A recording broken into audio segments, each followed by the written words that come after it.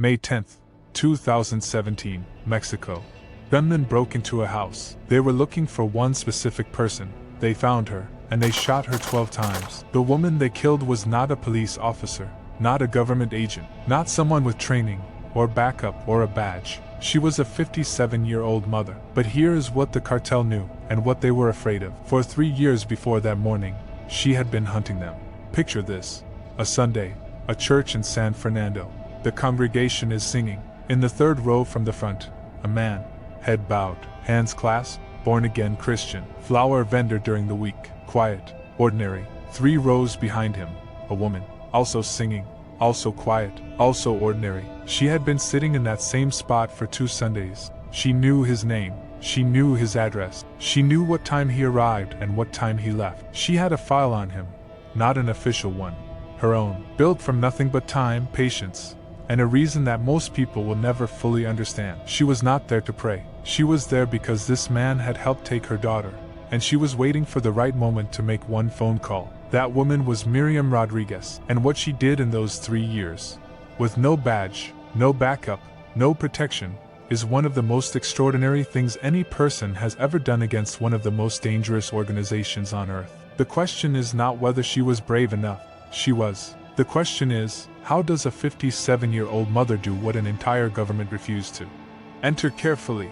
This story doesn't end there.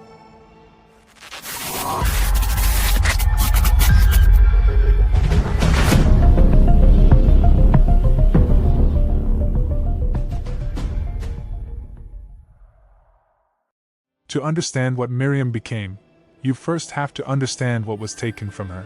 January 23, 2014, Karen Salinas Rodríguez, Miriam's daughter, was driving through San Fernando when 2 trucks pulled up beside her. Armed men forced their way into her car and drove away with her inside. She was 20 years old. The cartel sent a ransom demand, 1 million pesos. They wanted it by 3 p.m. the next day. During one of the calls, Karen herself came on the line. She said, "If you pay them, they will let me go. If not, then I guess this is goodbye." Miriam and her family paid. They emptied their savings, took a bank loan. Mexican banks in cartel regions offered credit specifically for ransom payments, because kidnappings were that common. They paid every peso. Karen was not returned. Miriam went to the police. They opened a file. And then, nothing. In San Fernando, the Zetas cartel didn't just operate alongside local law enforcement. In many precincts, they were local law enforcement. Reporting a kidnapping to the wrong officer was the same as reporting it directly to the kidnappers. The system had one message from Miriam Rodríguez: "You are on your own." For 2 years, silence. Then in 2014, remains were found at a ranch outside San Fernando. Miriam went there herself. At that ranch, she found Karen's scarf, a cushion from her truck, and one of her femur bones. Karen had been dead for 2 years. Not one person responsible had faced a single consequence.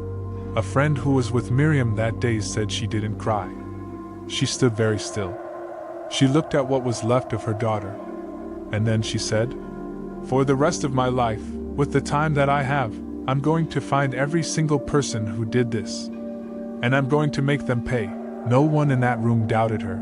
That night, Miriam Rodríguez began building her system. She started with a disguise. Not one disguise.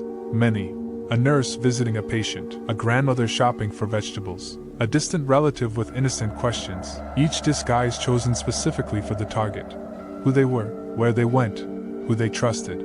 She built files. Not official ones, her own. For every cartel member connected to Karen's kidnapping, she created a folder. Photos she had taken herself, from a distance. Addresses she had found herself.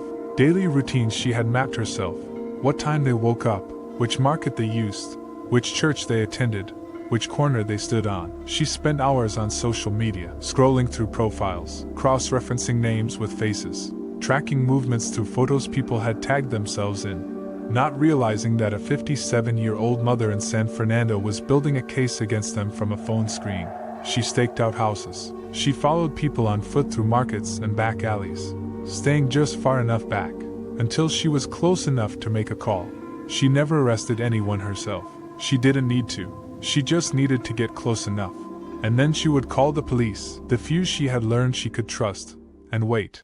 The first man she tracked was Sama. She found him on Facebook, identified one of his friends by recognizing her uniform from a local ice cream store, spent hours waiting outside that store, followed the friend home, found Sama's address, but she still needed more, so she dyed her hair red, put on an old uniform, walked through Sama's neighborhood conducting a fake poll, knocking on doors, asking innocent questions, while building a complete picture of his daily routine.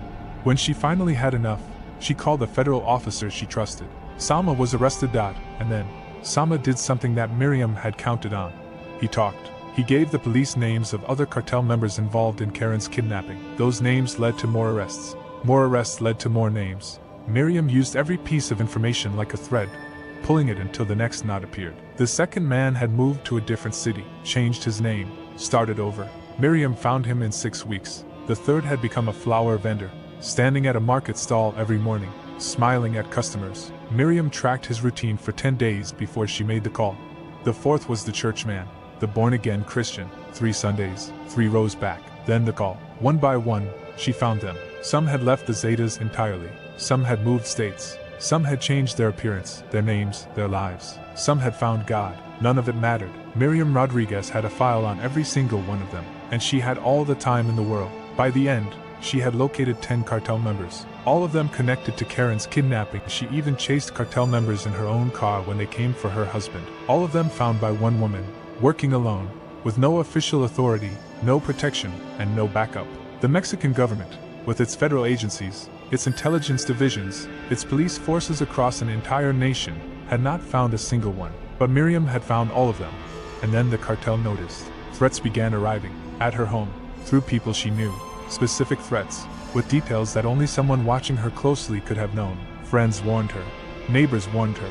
People who cared about her told her to stop. Miriam Rodríguez said, "I don't care if they kill me. I died the day they killed my daughter.